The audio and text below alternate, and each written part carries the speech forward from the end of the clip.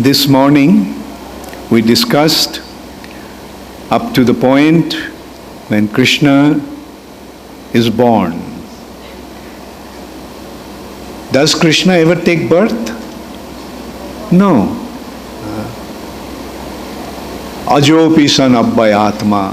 Krishna is aja, Krishna is unborn. But prakriting sham adhisthaya sambhavami atma mayaya. Taking advantage of his internal potency, he manifests himself. Atma mayaya. So Krishna manifests himself. And to the people, generally it seems that Krishna is born. But Krishna doesn't need to take birth. Why Krishna takes birth? For various reasons. One reason is, when a devotee wants to have Krishna as his or her son, then Krishna fulfills the desire of that devotee. Oh, you want me to have you become your son? Okay, I'll become your son. Krishna fulfills the desires of his devotees. Bhakta Vatsal. Je jatha mang prapaddante tangs tathaiva bhajamaham. Krishna reciprocates the way a devotee wants him. The way a devotee serves him, Krishna reciprocates. Krishna fulfills the desires of his devotees. Devotees say, Krishna, I want you to become my son. And Krishna fulfills that desire. So that's one reason, to fulfill the desires of his devotees. Another reason is, of all of Krishna's pastimes, Krishna performs his pastimes in various ways. Like as Lord Nrisinghadev, he appeared from a pillar. As Meena incarnation, he appeared from the nose of Brahma. As Kurma, he just appeared from nowhere. The need was there to keep the Mandar mountain floating in the sense supported on the milk ocean so that the demigods and demons could churn the milk ocean. So that churning rod had to be rested because the milk ocean is so deep that Mandar mountain just sank. So they became very frustrated. Now what do we do? The demigods and demons started to wonder. And Krishna came as Kurmadev, and he said, my back is scratching, so you scratch my back with the mountain. So they placed the mountain on Kurmadev's back. And so in this way, various ways Krishna actually appears. Sometimes he comes directly. Dwarka se chale Gopal, Garur ke bichare. When Gajendra was in distress, the king of elephants, and he started to pray to Krishna, then Krishna came straight from Dwarka to rescue his devotees. So in this way you can see Krishna can come in any way he wants. But of all his pastimes, the most wonderful pastimes is his pastimes as a human being. Krishnero jateko khela, tar moddhe naro lila, naro bopu taharo sharup. Of all the pastimes of Krishna, his pastimes as a human being, Naro Lila, is the best. Sarvottama Lila. The best Lila is his human-like pastime. So, to come as a human and act like a human, he had to take birth. Therefore, he takes birth. As Lord Ramchandra, he took birth. As a human being. Dasarath's son. So, similarly as Krishna, to perform his pastimes as a human being, he appeared as a human being. Took birth in Vrindavan. And what is the purpose of Krishna's pastimes? The purpose of Krishna's pastimes is to attract the living entities. The purpose of our existence is to become connected to Krishna. Why we are alive, why we are existing. If we consider that point, why we are existing, what is the purpose of our existence? Then the simple answer will be to become connected to Krishna. That's the only goal we have, to become connected to Krishna. Because if we become connected to Krishna, then all our problems will be solved and all that we want will be achieved. So that is the purpose of our life, to become connected to Krishna. Why connected to Krishna? Because we are Krishna's part and parcel. Part and parcel means a part of Krishna. We are a part of Krishna. So if the part is separated from the whole, then does that part have any meaning or any purpose? No. For example, this finger, this little finger, is a part of my body. If the finger is cut off from the body, will this finger have any value? But when it is connected to the body, it is so important. So similarly, because we are parts of Krishna, therefore the goal of our existence is to become connected to Krishna. We are parts of Krishna, we have become separated from Krishna. Therefore, our existence doesn't have any meaning. We are just transmigrating from one body to another in this world, endlessly, one after another.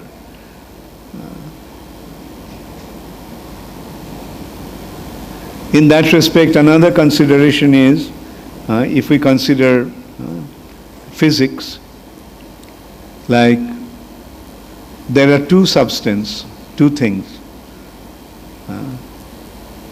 The positive particle and negative particle. Electron and proton. Proton is positive, electron is negative. If the electron is not connected, if the electron is on its own, it just keeps on moving. But when it comes in contact with proton, it becomes stable. Then it doesn't need anything. Now he is satisfied. Similarly, we are endlessly just wandering around. Kobhu Sharge, Kobhu Marte, Naroke ba Kobhu, Kobhu Deep, Kobhu Dev, Kobhu Daitya. In this way, we are wandering. But we are never satisfied. We are just endlessly moving around, searching for happiness.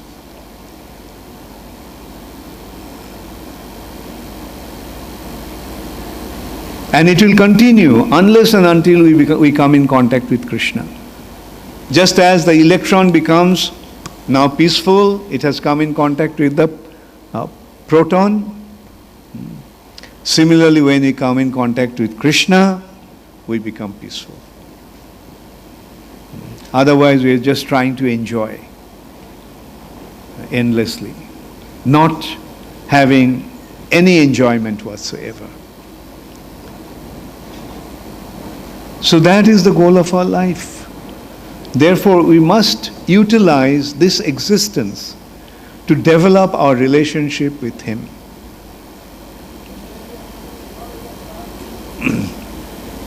And the means have been provided by Krishna Himself. By performing his pastimes, he is actually showing us how wonderful it is to be connected to him. This morning I was noticing that when I was speaking about Krishna, everyone was listening with rapt attention. Just to hear about Krishna is so wonderful, so interesting, so exciting, so fulfilling. So what to speak of becoming connected to Krishna? How wonderful it will be when we become literally connected to Krishna. And the way to become connected is, what is the means to establish connection? When we develop our relationship with the person, we develop our connection with him. Love brings us together.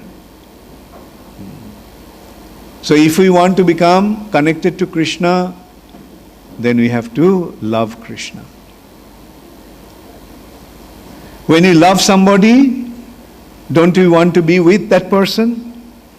And when you hate somebody, do you want to be with him? So love unites and hatred separates.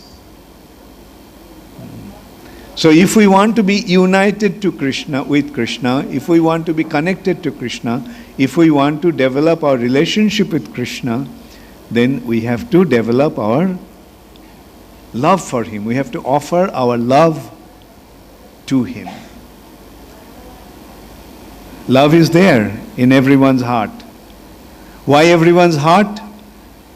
Because the soul is in the heart, in the region of the heart. And the love is a characteristic of the soul. It is the soul that loves. Is there anybody who doesn't want to love somebody here? Everybody wants to love somebody. And everybody wants to be loved by somebody. So this desire to love is there in everyone. But the point is, we have to find out who to love. And we get to know, if we're fortunate, that the only object of our love is Krishna. And when we develop our love for Krishna, then the soul becomes completely content. Yes, in this world we are trying to develop relationship through the body. We want to love, one body wants to love another body. Whichever loving relationship is there in this material nature is never fulfilling.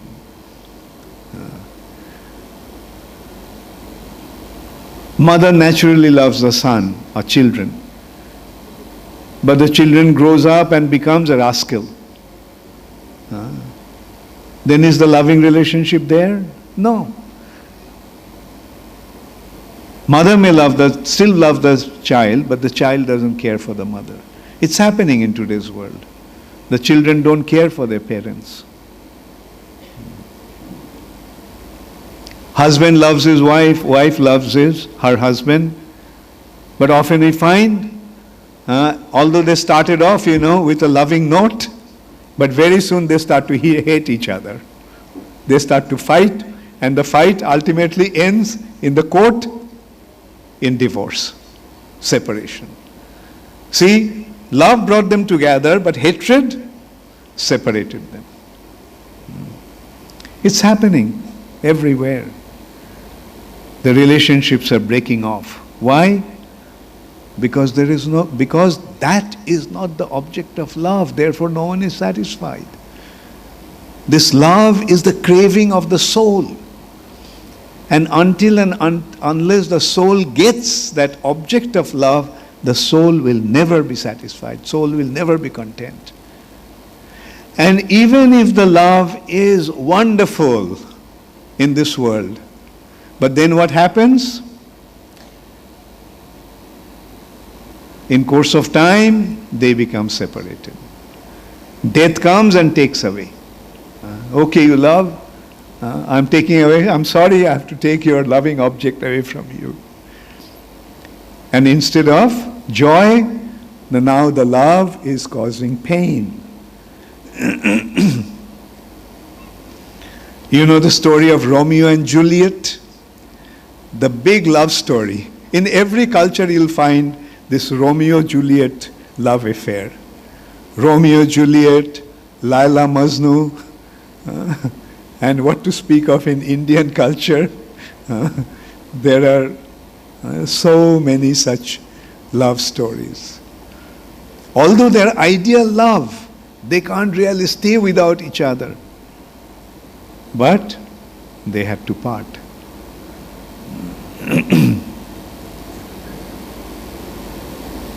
Like in Romeo and Juliet, what happened? A big love story by Shakespeare. They thought that if Juliet is pretending that she is dead, then first of all, their families were inimical towards each other. So they fell in love with each other, although the families are in big conflict. And they would never allow them to become together. So the plan was that Juliet would take some potion, some medicine that would make her dead. But it was just for the time being, and then she will come back to life. So she was dead, and Romeo thought that she died, she is dead. And he couldn't bear the separation from Juliet, so he took poison and he died. Then when Juliet came back to life and saw that Romeo is dead, she also took the poison and killed herself. So the point is, the biggest love stories end in a tragedy. So that's the material nature. Even if, we do not want to separate. In love, they all want to become together forever. Although they say that even in death we'll not part. But death comes away and then nobody knows. Won't part. But after death, because we don't know the soul, but we know only the body, when the body is cremated or the body is buried or burnt, then the body is gone. Now where is the soul? We don't know. But the thing is that when we develop a love for Krishna, then that becomes permanent love affair. Mainly because Krishna loves us irrespective of everything. He loves us, that's why He is taking care of us. Although we hate Him, we do not care for Him. Although we are totally unconcerned about Him, but Krishna is taking care of us. Why? Because He loves us. Look at all the arrangements. Who made all these arrangements? This world to begin with. This is the world in darkness. This material nature is dark. But Krishna arranged the sun. And as a result of the sun, there is light. Just can you consider existing here without sun? Without the sun? Will be eternal darkness. We won't be able to do anything. We won't be able to see anything. So Krishna arranged the sun. Everything that Krishna arranged, the seasons are changing. In some season, the flowers will grow. Spring. The flowers will come in the trees. Then, in summer, the fruits, the flowers will be transformed into the fruits. And then in autumn, the fruits will ripen. We get the fruits. We get the grains. Rains are coming to nourish the harvest.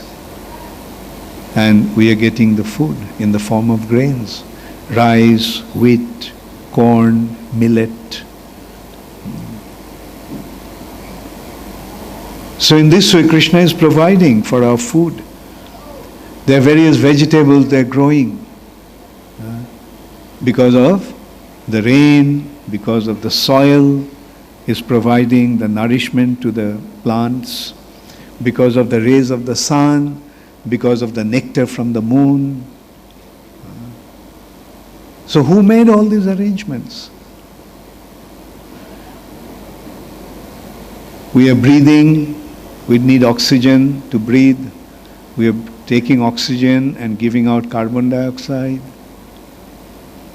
And this supply is endless, inexhaustible. Why? Because we are giving carbon dioxide, trees and plants are taking carbon dioxide and giving back oxygen. Now, which fool ever say that these are all accidental arrangements? Unfortunately, today's world has become filled with fools. And that's why they think that these are all accidental arrangements. No. These are the arrangements of Krishna, the Supreme Personality of Godhead. He is making all these arrangements for all of us. Why? Because He loves us. Because He is the Supreme Father. Because He is our dearmost friend. Because He is our Supreme Well-Wisher. So that is why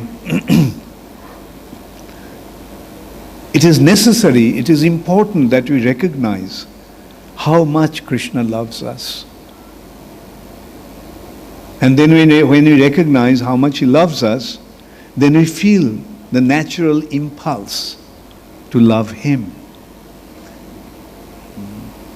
That's why it's a matter of just becoming aware of who Krishna is and what He is doing for us.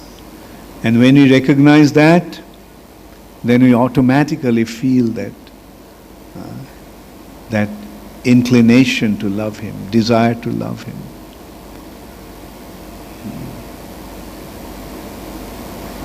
And it is not difficult to love Him, because the love is generated, or the love depends on attraction.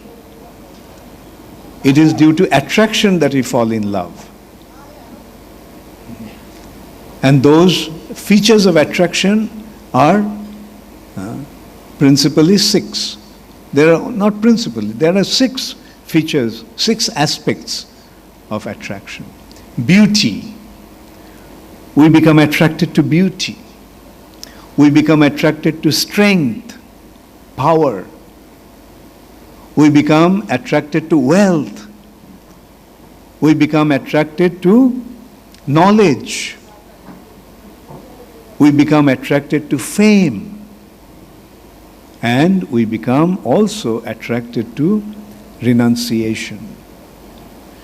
Now, these 6 aspects of attraction is perfectly and completely existing in Krishna. He is the most beautiful, He is the most powerful, He is the most famous, He is the most wealthy, He is the most knowledgeable or wisest, and He is, in spite of all that, He is absolutely renounced, totally detached. So that's why it's not difficult to fall in love with Krishna. It's only we have to become attracted. We become exposed to Him, get to know Him, who He is, and what He is like, what He is able to do. So that's why there's need to hear about Krishna. And that's why we are trying to make all these arrangements that we can hear about Krishna, speak about Krishna, remembering Krishna, and trying to develop our relationship with Krishna. So Krishna is born and Kamsa is worried. Now this is a natural phenomena. The Supreme Personality of Godhead, although he is most kind, most benevolent, most generous, and most caring, most loving, but still the demons, they can't accept him. They want to kill him. They don't want to accept his existence. There is no God. And if at all people want to establish, no, there is God, they say, well, I'll kill your God. And now your God is dead. I killed him. That's the demoniac attitude. I'll kill him. So Kamsa wanted to kill Krishna. And what did he do? He sent his associates to start killing all the children because they couldn't figure out where Krishna appeared. And one demoness, Rakshashi, Putana, went to kill Krishna. She assumed the form of a 16-year-old, most beautiful girl.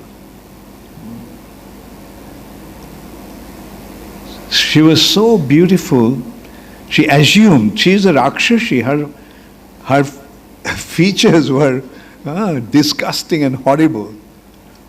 But she had the power. Therefore, these mystic powers are not really a sign of spiritual advancement. The demons have mystic power. So nowadays we are seeing people are so much impressed with mystic power. Can you imagine if somebody came here on the stage and became one right in front of your eyes, changed his form, how would you all feel? I'm saying maybe you won't be so impressed because now I told you. But just consider if there is an announcement that such and such person can change his form, then what will happen? Millions of people will come there and millions of people will think he is God. Because he can change his form, because he can show some mystic opulence, mystic power. Didn't you see in the past? Somebody could create, not even change his form. Somebody created some ash and somebody created some diamond rings or watch and things, gave it to somebody and he was taken as God. Bhagavan such and such. Now, can you imagine how Kamsa's associates would have been treated in this world if they came now? Like Putana, Rakshashi, assumed the form of a 16-year-old beautiful girl. So enchanting that everybody was spellbound. She came to Nanda Maharaj's house. Generally, when a stranger comes, people ask, oh, who are you? And so forth. But she was so beautiful that everybody became completely bewildered and nobody questioned who she was. They started to wonder, she must be one of the demigods.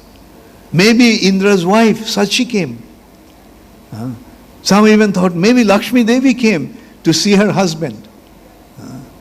And no one stopped her, no one questioned her. And she walked straight to the Andar Mahal, the inner part of the house. And there, Krishna was with Mother Jashoda and other gopis. And they also didn't question. Like, generally we think beauty with auspiciousness. If someone is beautiful, we think, oh, she must be very, very wonderful. But sometimes some beautiful women can become not what we think them to be.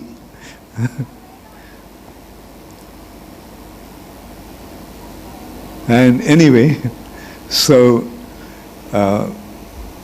she went, and Krishna was on Mother Jashoda's lap. So she picked up Krishna and said, "Oh, I'm feeling such affection for this child. Can I please carry him for a minute?" Mother Jashoda didn't object. She picked up Krishna and she exposed her breasts and offered it to Krishna. But what was the purpose? In her breast, instead of milk, she was carrying poison to give it to Krishna, to kill him. But who can kill Krishna? So Krishna took her breast, and along with her milk, he also took the poison from her breast. And along with that poison, he also took her life air. And now Putana started to scream, leave me, let me go, let me go. But Krishna wouldn't let her go. Just held on to her. Putana ran out of the house, assuming her terrible form, huge, gigantic form. And that form was so big that Krishna considered that if she dies here and falls, then along with her she will destroy.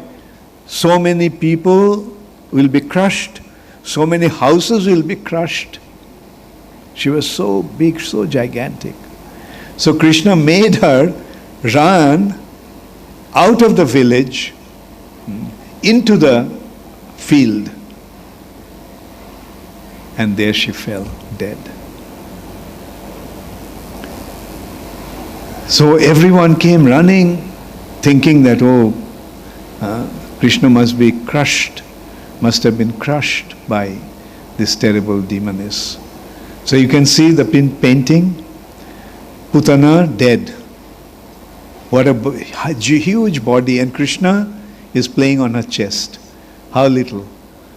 They thought that even by her finger, Krishna will be crushed.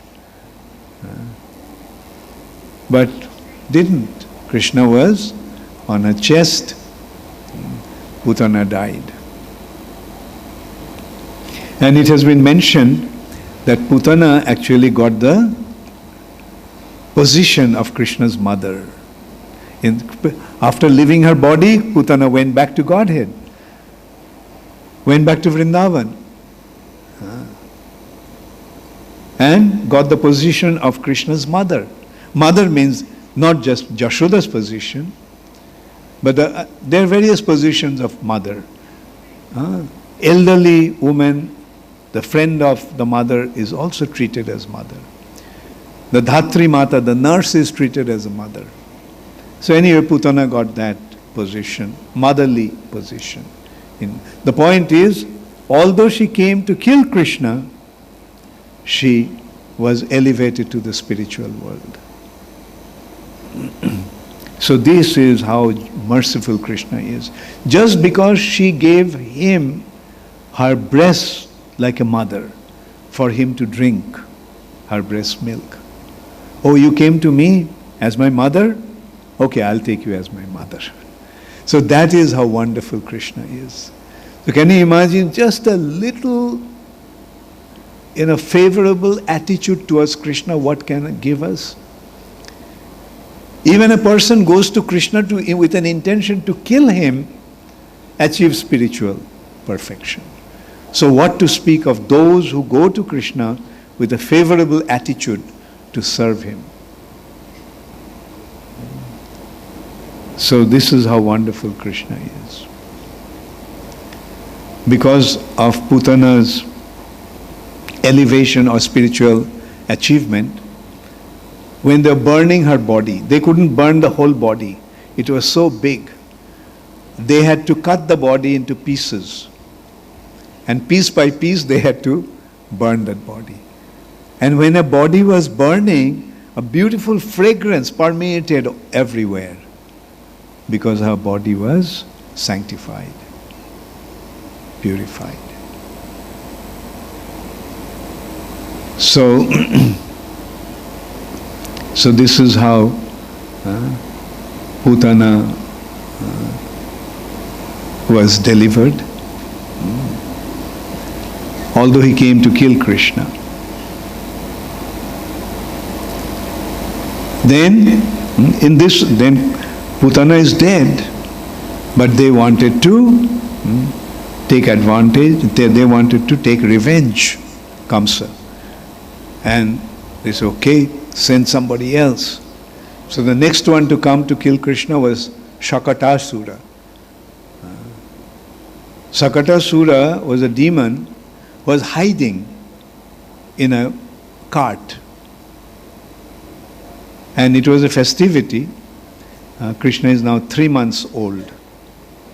So there was this festivity. Krishna is turning to his side.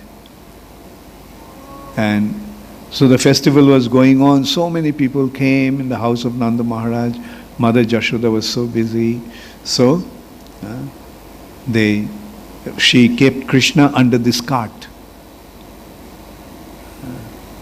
Thought that, well, Krishna is sleeping, so let him sleep here. And the cart was full of utensils and other things. Heavy things were kept on that cart. But the carts are generally strong. Nobody ever thought that there can be any danger under the cart. But this demon came, Shakatasura, and he wanted to kill Krishna. But what Krishna did? Krishna just touched the cart with his little foot, and the cart collapsed. And all these heavy utensils just got scattered, making a terrible sound.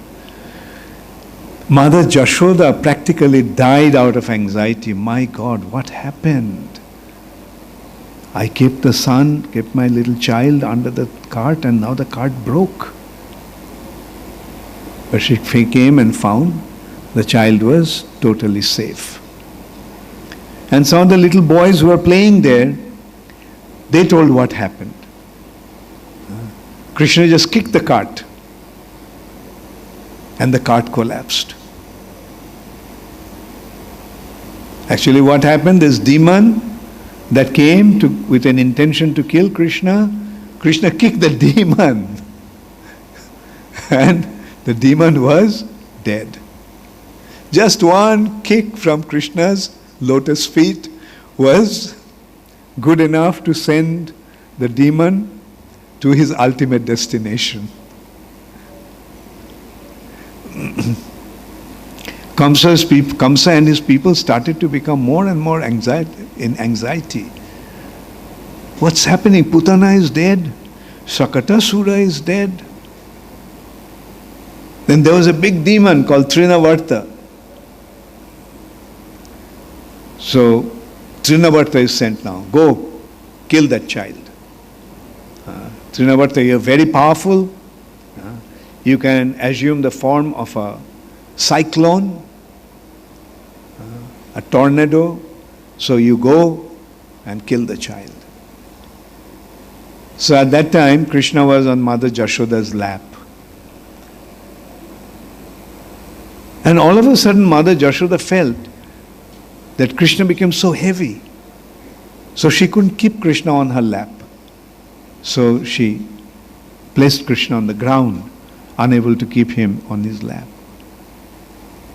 What happened? Krishna could make out that Trinavarta is coming.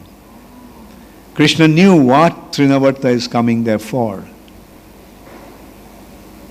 And he was worried. If I am in my mother's lap, then probably Trinavarta will take my mother also along with me. And mother won't be safe. So he separated himself from the mother, and then Trinavarta came in the form of, all of a sudden, there's a whirlwind, terrible wind. And Trina the dry grass and dry twigs and branches and stone chips and pebbles, they just kept on flying. The dust kept on flying everywhere.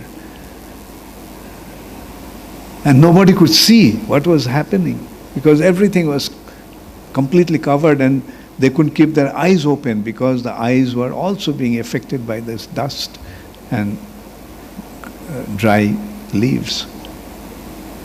Actually what happened, this Trinavarta came and picked up Krishna in the form of a whirlwind and he went high up in the sky.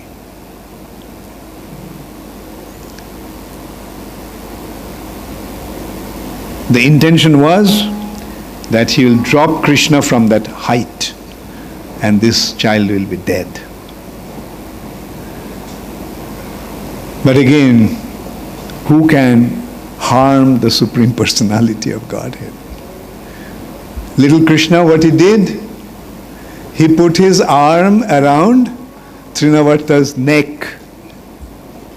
Just like a child often when he's on the mother or father's lap, puts his hand around the neck. He just put his arm innocently around Trinavarta's neck. And he was clinging on to Trinavarta. Trinavarta went to that height. He wanted to drop, but he found that the child's arm is around his neck. So he tried to separate the arm and drop him, but he couldn't. On the other hand, now that arm around his neck started to become tighter and tighter and tighter, like a vice, becoming closing closer and closer and closer. And now Trinavarta cannot breathe. He tried his best to separate himself from that arm around his neck, but he couldn't. But rather, the arm is becoming tighter and tighter, suffocating him. Being suffocated in this way, Trinavarta lost all his power. He practically fainted, becoming powerless. And from that height, now he fell. And on what did he fall? A huge boulder, big piece of stone. So you can well imagine what happened. Trinavarta also is dead. So what lesson do we learn from this? Don't try to kill Krishna. If you try to kill Krishna, then you will be killed in the process. Just accept his supremacy. Instead of trying to kill him, try to love him. Instead of becoming inimical to him, surrender unto him. So this is how the next demon that Krishna killed was Trinavarta. So now Krishna is about 5 years old. And when the children are 5 years old, they are given the calves to take care of. This is their apprenticeship period of cowherd profession. Before they are given charge of bigger cows, they are given charge of the small calves to take care. Like you are small, they are small, the calves are small, so take care. So Krishna and Balaram with their friends went to the bank of Jamuna to tend the cows, tend the calves. Now the next demon came from Kamsa. And he assumed the form of a calf, Vatsasura. Balaram saw that. Krishna felt that this calf is looking strange. So he told Balaram, don't you see that this is a strange calf? We never seen this one. We never seen this one before. Balaram said, yes. Looks like one of those Kamsa's associates came to harm. Anyway, I'm going to kill him. Krishna, no, not you, I'll kill him.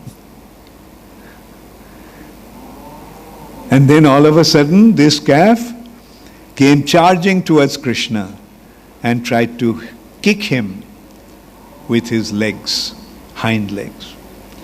But what did Krishna do? Grabbed him by the hind legs, started to swing him overhead. It's dead. So now you're convinced that nobody can kill Krishna, no matter how powerful one is. But Kamsa wouldn't give up. So next one he sent is Bakasura. Baka is a crane. Now you all know baka, bird. And one day they saw this bird, crane, a gigantic one, huge bird. And the little boys, oh, look what a big bird here is. So all the boys ran to see the bird. And while they're watching, this demon just swallowed Krishna up. With his beak, he lifted Krishna, and Krishna all of a sudden found himself in the mouth of this big bird. So what did Krishna do? Okay, the bird was big, so Krishna also expanded himself. So much so that he got stuck on its neck. And he started to emanate fire from his body. The baka couldn't tolerate that. It spat him out. And then again he went to swallow Krishna. But this time Krishna took the lower jaw, lower beak of the bird and pressed it with one foot to the ground. And with his hands he held on to the upper beak. And he gave a big tug, big jerk. And what happened? The bird's body was split into two. Baka is dead. Baka was exceptionally angry with Krishna before because Krishna killed his sister. Remember? Putana was Baka's sister. So in this way, Bakasura is killed. Then Kamsa had another friend, Aghasura.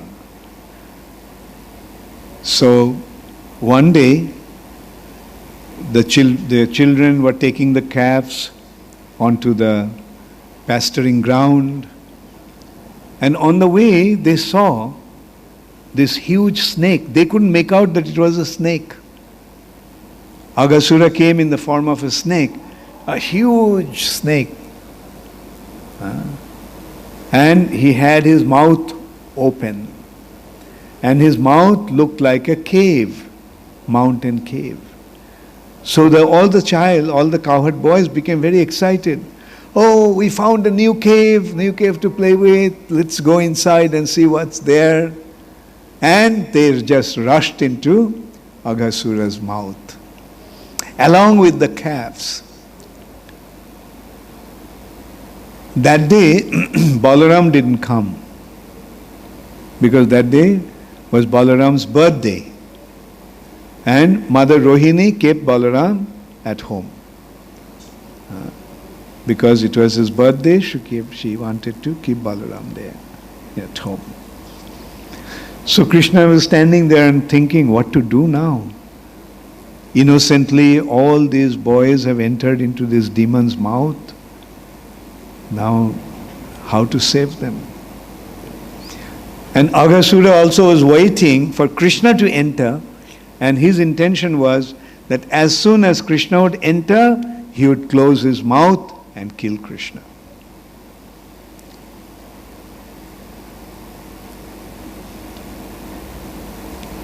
So finally, Krishna just walked into his mouth. And as soon as Krishna entered his mouth, Aghasura closed his mouth. But again, who can harm Krishna? So Krishna expanded himself and started to emanate fire from his body, heat from his body. So Agha could not, he was writhing, he was in pain, he was writhing, twisting and turning and trying to get rid of Krishna, trying to spit Krishna out, but he couldn't. Krishna is stuck on his throat. And he was in such pain and he didn't know how to leave his body. So he left his body through his Brahmarandhra. On the center of our head, there is a hole. That's called Brahmarandhra, the hole of Brahman. The yogis, when they achieve perfection, they leave their body from that Brahmarandhra. Here also you can see, although Aghasura also came to kill Krishna, he achieved the yogic perfection. He left his body through his Brahmarandhra. And he was hovering on the space. His soul was hovering on in the space. At that time, Brahma actually was watching. Brahma saw that how this demon, whom the demigods even couldn't deal with, this demon was so powerful that just by hearing his name, the demigods would tremble with fear. And that Agha has been killed by this little boy, 5-year-old boy. So Brahma began to wonder, who is this? And then Brahma saw that Aghasura's soul is hovering in the space. And as soon as Krishna came out of his mouth, the soul entered into Krishna's body. So Brahma was wondering, who is this? Is this my Lord Narayan performing his pastimes as a little child? So Brahma kept on watching. So Krishna revived all his friends and the calves and brought them out of Aghasura's mouth and belly, and then Krishna is along with the boys went to the bank of Jamuna and let the calves graze there. And then Brahma saw that all these children letting the calves loose, they were sitting down on the bank of Jamuna, and everyone brought some food from home to eat. So they were having a picnic. Bon bhojan. The Sanskrit expression for picnic is bon bhojan. Bon means forest and eating in the forest. So they were having a picnic in the forest. Yes. And Brahma also noticed some strange thing. One boy, he took a bite on some sweets that his mother made. And then he told Krishna, Krishna, this sweet made by my mother is so tasty. Have it, taste it. And Krishna also happily took it and started eating. Yeah, it's really delicious. Your mother is an excellent sweet maker. And some other boy, All of a sudden told Krishna, Krishna, Krishna, look at that bird there. And when Krishna looked there, the boy took the food from his plate and started to eat. So this exchange completely bewildered Brahma. He felt that no one, my master Narayan, will never behave like that. Eating somebody's remnants and somebody stealing from his plate. No, this cannot be Narayan. So, but who is he then? Brahma was in total curiosity. Who is he? Okay, let me check it out. So he took all the calves that were grazing and put them in a cave. All of a sudden they noticed, none of the calves are here. Where did they go? So they're in anxiety. What happened to our calves? Not a single one is around.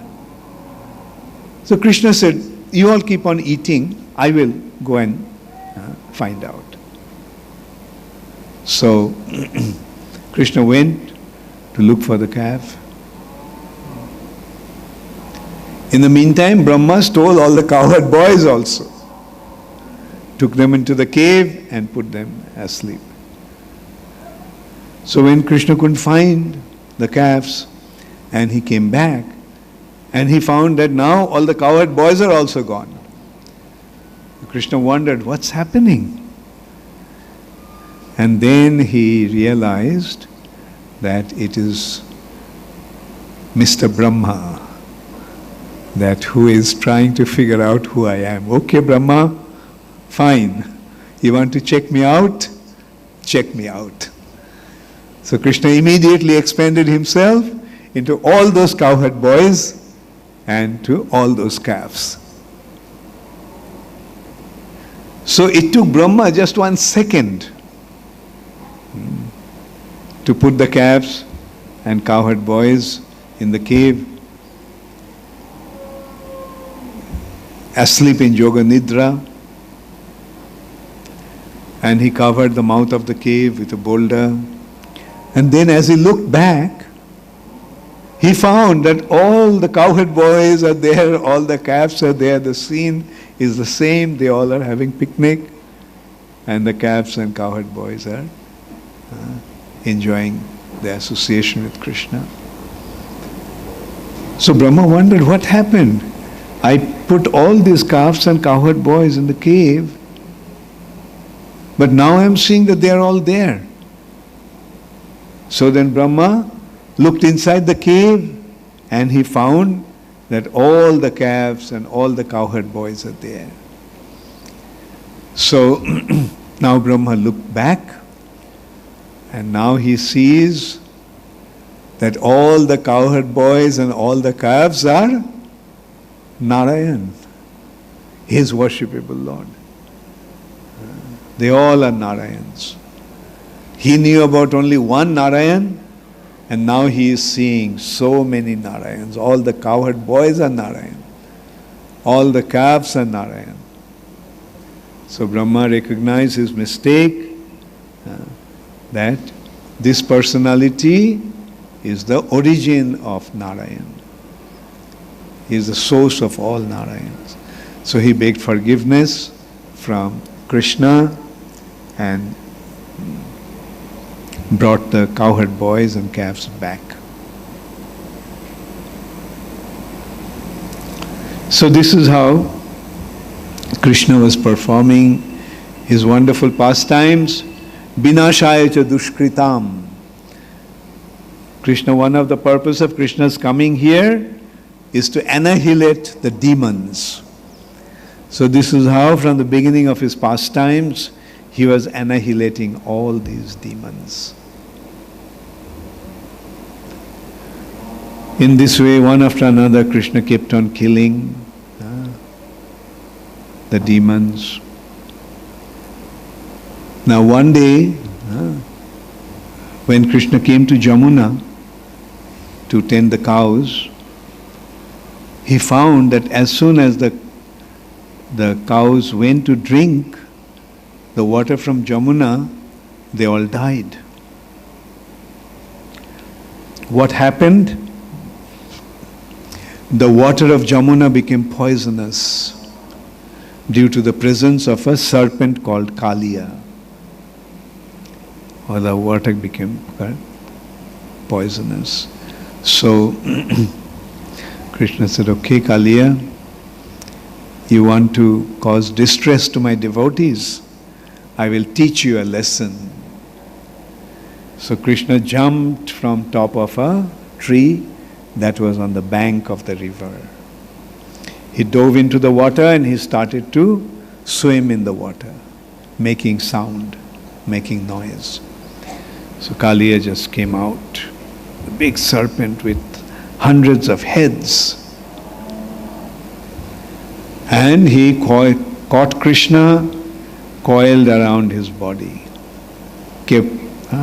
coiled Krishna up with his body. And Krishna seemed to be dead in the grip of Kaliya. So Krishna, all the cowherd boys started to cry, Krishna, Krishna, what happened? And some boys ran to the village and told that Kaliya, the big serpent, has got Krishna in its coil. So Nanda Maharaj and all the residents of Vrindavan came running. Nanda Maharaj was about to jump into the river to rescue Krishna. So Balaram also came, but Balaram felt that it's Krishna's play. Krishna is playing. So Balaram prevented Nanda Maharaj. Mother Jashoda and other gopis, they all fainted there. So then, seeing the condition of all the devotees, then Krishna started to expand his body. So mind you, his body is in Kaliya's grip, Kaliya's coil.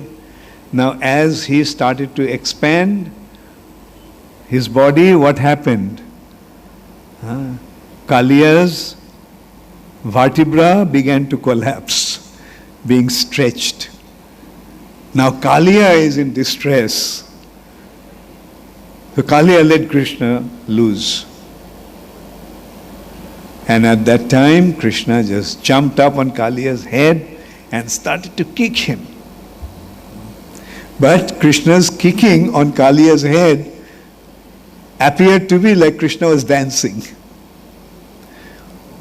Krishna was dancing, but when his feet fell on Kaliya's head, Kaliya felt the thunders were actually falling on his head simultaneously, one after another of his head.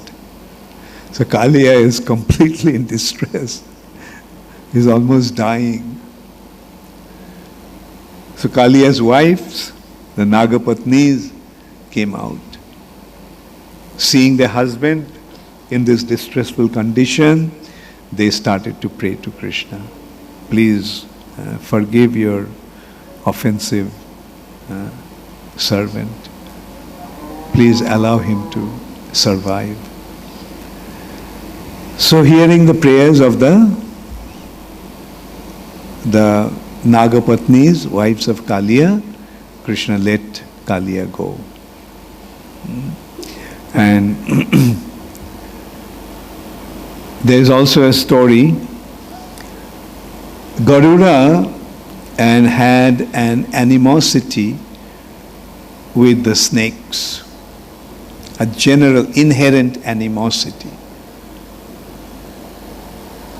You see, Kashyapa had two wives, Kadru and Vinata.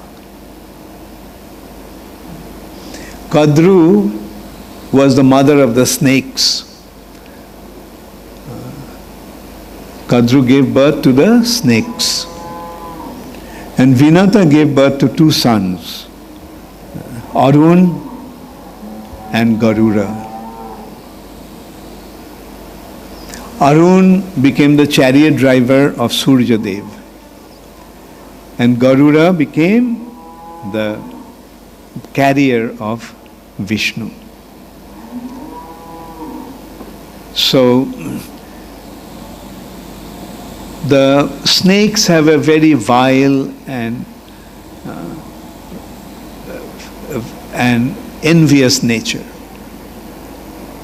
Whereas Garuda and Arun were very gentle, noble personalities. And Kadru and Binata also, their mother also had a kind of an animosity among themselves, although they were sisters. But they had developed some sort of animosity. And one day, when they saw Surya Dev rising on his chariot, Kadru said, the color of Surya Dev's horses are black. Binata said, no. The color of his horses are white. So, then they said, okay, let's have a condition.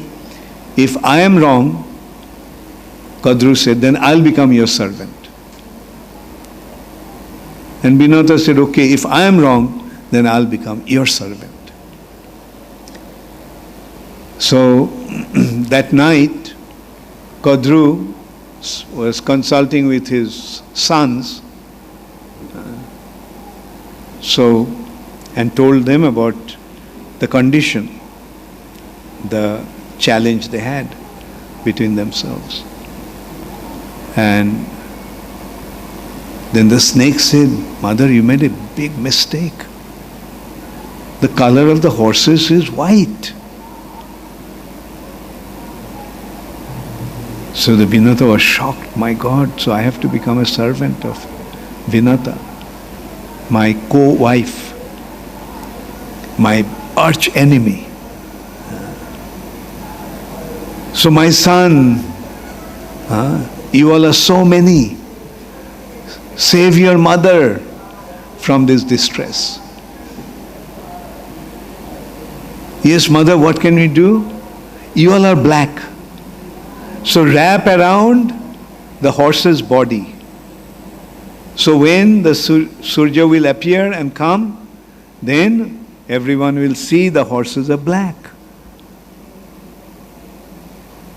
So Binata and Kadru was standing there to see the sun god's horses of his chariot. They saw it's black. And as a result of that, Vinata became Kadru's servant.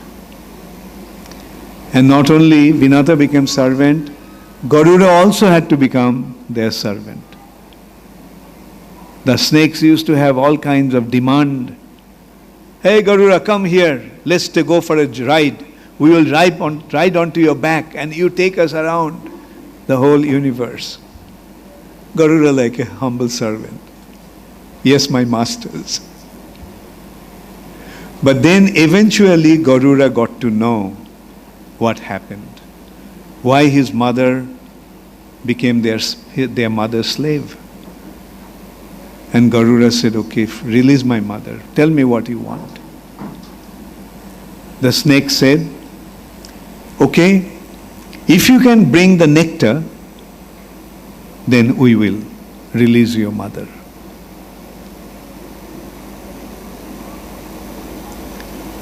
So, Garuda said, fine, I'll get the nectar. So now nectar is in the heaven and very well guarded. Nobody can even approach that nectar, pot of nectar.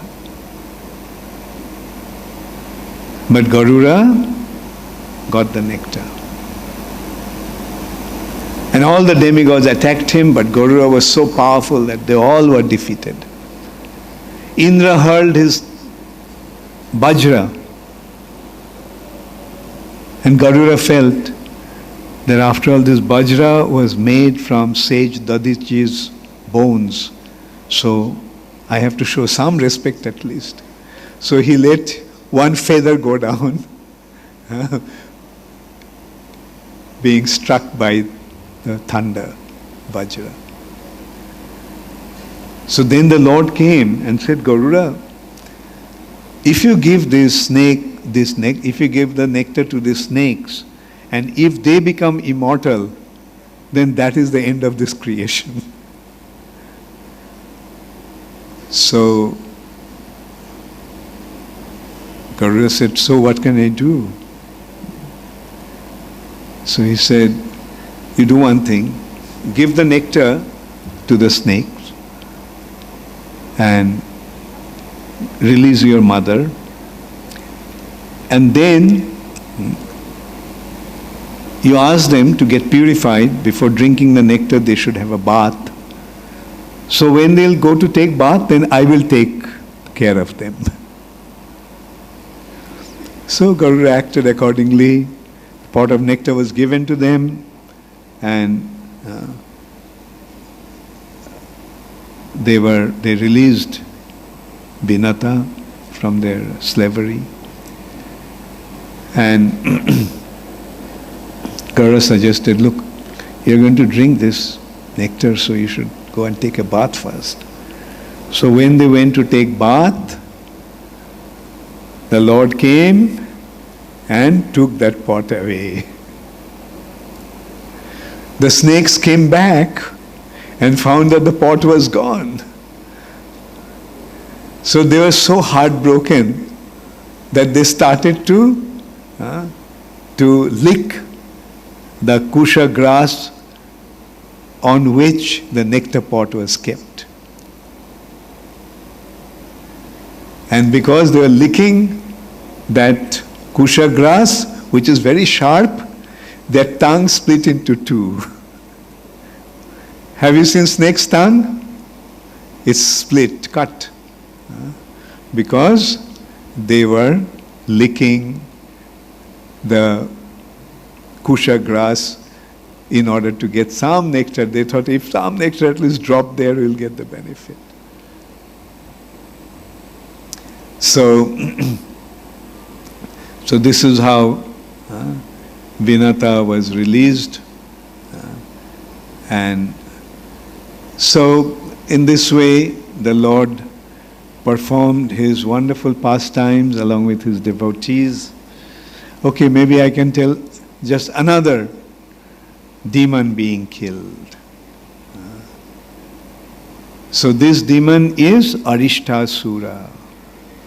Oh yeah, I didn't complete this story. So, and as a result of that, Garuda developed an animosity. So when the Lord asked Garuda to get some benedictions, Garuda said, let snakes become my food. And Garuda now started to eat all the snakes up, taking revenge. And then finally, the snakes made a truce with him, that instead of eating the snakes indiscriminately, we make a condition that on such and such day every month, we will offer you a snake to eat. So now one day it was Kaliya's turn. But Kaliya, instead of being food of Garuda, he challenged Garuda and he ran away to that lake inside Jamuna, because he knew that Garuda cannot go there. Why Garuda couldn't go there? Because there was a sage called Saubhari Rishi was meditating under the water. And so being under the water, he developed some relationship with the fish in water. And one day he saw that Garuda came and ate up a big fish, the king of the fish. So Saubhari was very upset. You Garuda, you are coming here and eating these innocent fishes. So I curse you that if you come here again, you will die. Now Kaliya knew about that. That's being afraid of the curse. Garuda doesn't go there. So he went and took shelter of Kaliyarad in Jamuna. So now Krishna banished him from there. Now you go away. Then Kaliya said, you see, I am taking shelter of this place because Garuda is going to eat me up otherwise. So Krishna said, now that my footprints are there on your head, Garuda won't do anything. So now you go to Ramanakdeep and stay there. So that is why Kaliya was subdued by Krishna. So this morning I said that I'll give you some time for question answers. So now we will have some questions. Don't give me too many questions.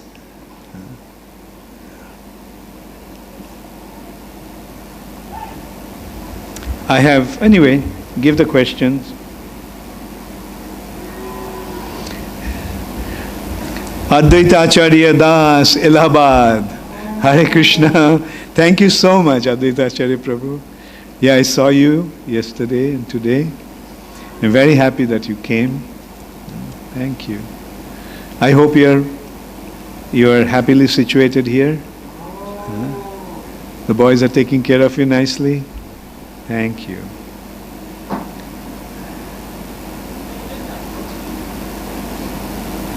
Yeah, the question here from Advaita Acharya Prabhu. Devaki was daughter of Devaka, but Kamsa was son of Ugrashen. Then how Kamsa and Devaki became brother and sister, different father? No, they are actually brother and sister. Like in Indian culture, the cousins are also considered brothers and sisters. They are actually cousins. Devak was Ugrashen's brother.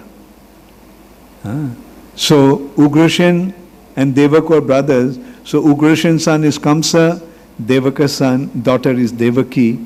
So in that relationship, Kamsa and Devaki were brother and sister. Thank you. Harendra Krishna Das, Tangail, Bangladesh. Bangla Prashno, Bangladesh থেকে এসছে। হরেন্দ্র কৃষ্ণ, কোথায় তুমি? ওকে, হরে কৃষ্ণ। হরে কৃষ্ণ, গুরু মহারাজ ধন্যবাদ প্রণাম। হিরণ্যকশিপু, রাবণ, কংস, দন্তবক্র, শিশুপাল তারা অসুর হয়ে ভগবানের হাতে পরাস্ত হয়ে মুক্তি লাভ করেছিল। কিন্তু অসুরদের মুক্তি এবং ভগবানের শুদ্ধ ভক্তের মুক্তি একই রকম কি না, গুরু মহারাজের কৃপা করে বলবেন কি? Generally, okay, let me first answer in Bengali. তুমি বাংলা ট্রান্সলেশন শুনতে পাচ্ছ? আমি বাংলা বলছি, আমি ইংরেজিতে বললে বাংলা পাচ্ছ তুমি? Okay. Yeah, when the demons are killed by Krishna, generally they get sajujya mukti. They merge in Brahma Jyoti, the bodily effulgence of the Lord. And Sajujya Mukti, therefore, is not really a reward, it's a punishment. They lose their consciousness, thinking that they have become Brahman. So, devotees don't want, or they get Sajujya Mukti. Devotees get other 4 types of muktis: Sarupya, Salakya, Samipya, and Shashti. Salakya, the devotees get a chance to be in the same place where the Lord is. Sarupya, same form as the Lord. Samipya, facility to be with the Lord. And Shashti, having the same opulence as the Lord. So these 4 types of liberations are given to the devotees. But Sajujya Mukti is given to the demons. But many of these demons, because they were killed by Krishna, they got a very special liberation of Sarupya, Samipa, etc., which is given to the devotees. So in Krishna's pastimes, most of the demons didn't get Sajujya Mukti, but got Sarupya Mukti and so forth. বুঝতে পারলে? ওকে, 5 রকমের মুক্তি আছে। তার মধ্যে একটা হচ্ছে সাজুজ্য, যাতে ব্রহ্মজ্যোতিতে লীন হয়ে যায়, আর বাকি 4টা হচ্ছে সামীপ্য, সালোক্য, সারূপ্য আর শাষ্টি। এই 4টে মুক্তি ভক্তরা গ্রহণ করে, সাজুজ্য মুক্তি ভক্তরা গ্রহণ করে।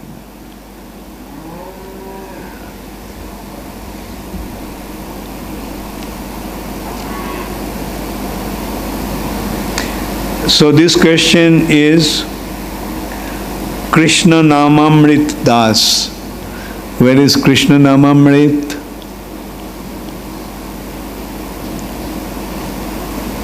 Okay. Dear Guru Maharaj, thank you very much for your nice lecture. Question: is Banasura is capable to kill Kamsa, as you said, Maharaj, that Lord Shiva stopped Banasura to kill? No, but Banasura wanted to kill Kamsa. But Lord Shiva came and told Banasura, Banasura, you won't be able to kill him. He's meant to be killed by Krishna only. So stop fighting with him. So Banasura became friend of Kamsa. Next one, no name. Guru Maharaj, Pamho, you are mentioning in your talk about the bow of Parashuram and he gave it to Kamsa. We see in Treta Yuga, Janak Maharaj also had the same bow given by Parashuram and Ram strung it. Yes. Is there any relation between the pastimes? Yes. Parashuram had this bow, and in Janak Raj's court, Janak Raj's palace, there was also another bow of Lord Shiva, Haradhanu. And Janak actually made it a condition that whoever could string this bow would get Sita Devi in marriage. And Ramchandra not only strung the bow, and he broke the bow. So that was the bow of Lord Shiva.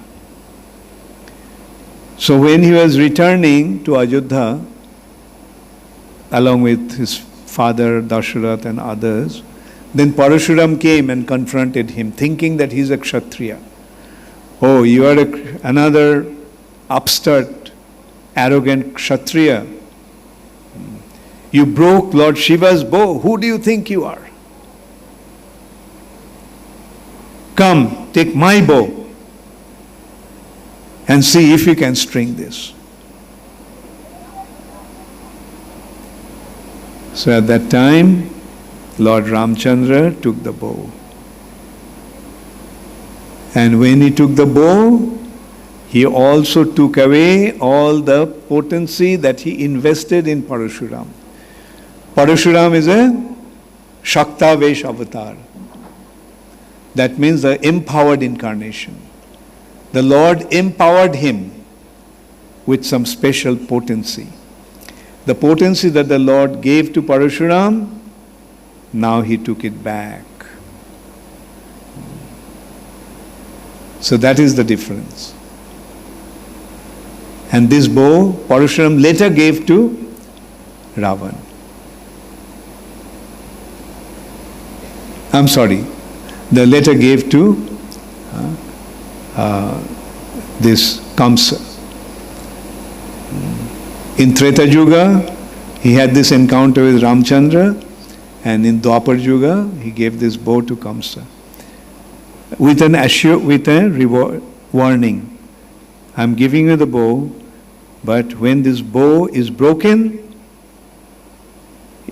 that will be your end. And whoever will string the bow and break the bow, he will kill you. Announcing that the Supreme Personality of Godhead will come and kill you.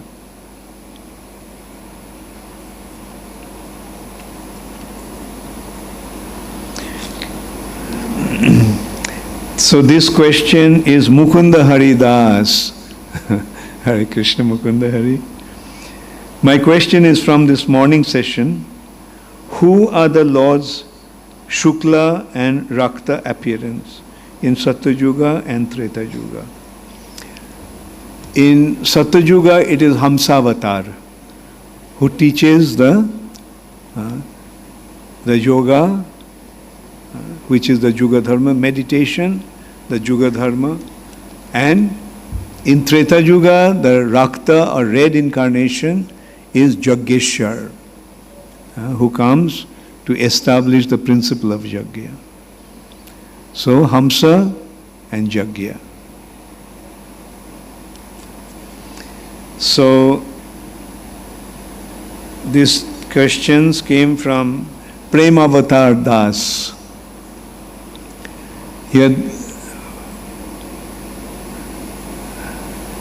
Anyway, I have two questions which are asked many times by students. If Kamsa knows that the eighth son will kill him, why he put them together, or how six were born? If Kamsa knows the eighth son will kill him, why he put them together? What does it mean, he put them together? Where is Premavatar? Put them together? They didn't put them together. They came one after another. Give Maharaj the mic to give the answer. Or clarify the question. As he wants to mention Vasudeva and Devaki separately, that's how they took birth. Well, during these six children, up to seventh Balaram, they were together. During Krishna's birth, they were put into prison. And in Krishna's birth, from Vasudev's heart, Krishna was transferred to Devaki's womb. Not through seminal discharge they were born. Krishna was born. No. It was transmission from the heart. So does it answer the question, Maharaj? Okay. Perfect, Maharaj. Okay, next question also. Why Devaki and Vasudev produce sons if they are to be killed? Kindly enlighten. Well, it had to be Krishna's pastimes. So one way was, let us have these children so that the eighth one will be born and then he will come and kill Krishna. Another way to look at it is, the demigods were making the arrangement. They wanted it to come quickly.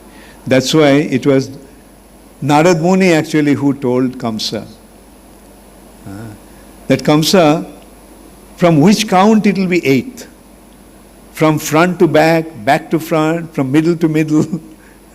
So don't take any chance. Because the first son could be the eighth one. Because you see, these demigods are very tricky. They may put things in such a way that you may not be able to understand it. So although Kamsa let the first son given to Vasudev, but then he changed his mind. Now the question is, why did Narad Muni do that? These children to be born, children right after their birth to be killed by Kamsa. The reason is, demigods were telling Narad Muni, please do something that Krishna's appearance become quicker.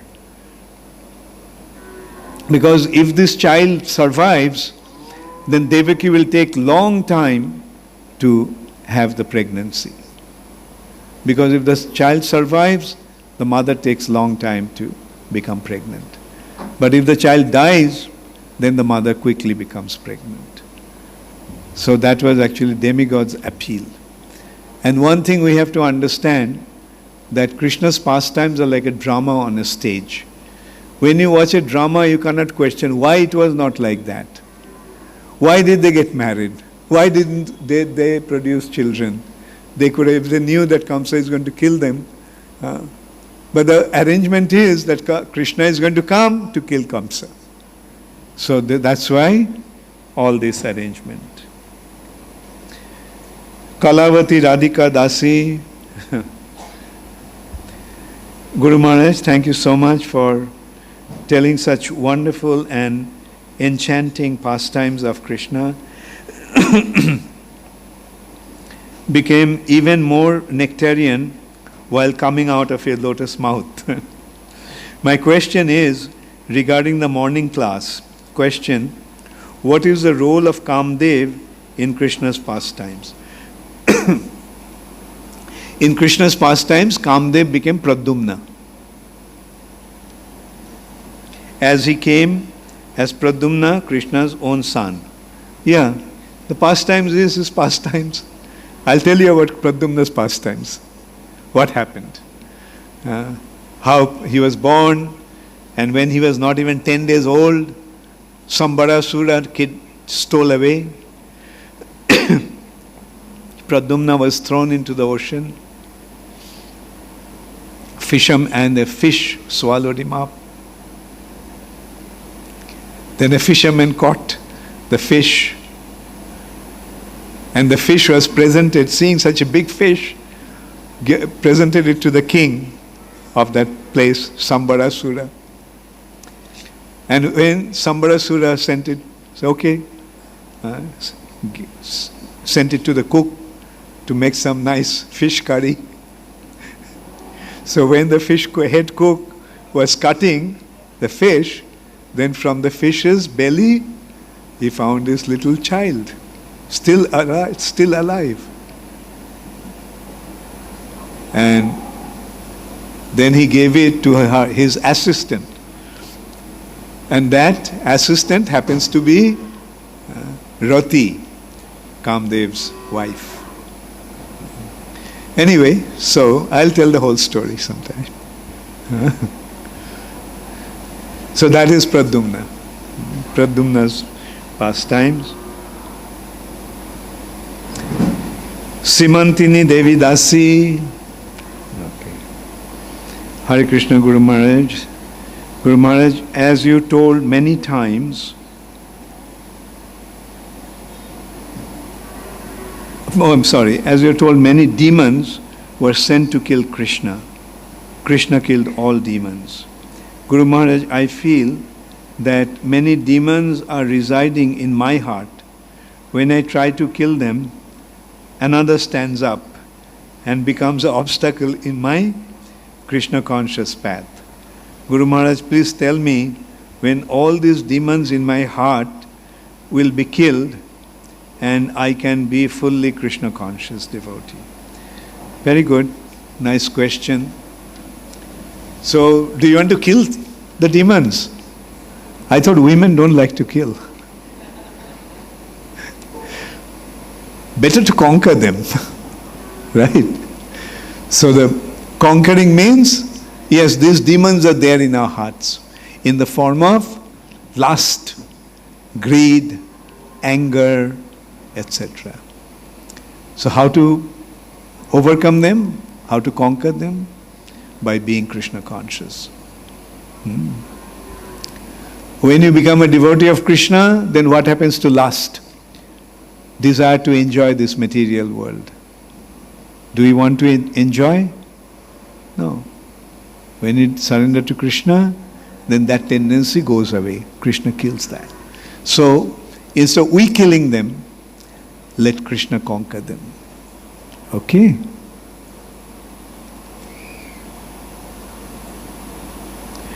Parameshwari Radhika Devi Dasi, Gurugram. Where is Parameshwari Devi Dasi? Thank you. Although all demons had some motives to kill Krishna, but Putana got position as a mother and And others, like Aghasura, were merged in Krishna's body. So merging into Krishna's body is not really merging into Brahma Jyoti. Aghasura also got Sarupya, got the same form as Krishna. And that's why I said,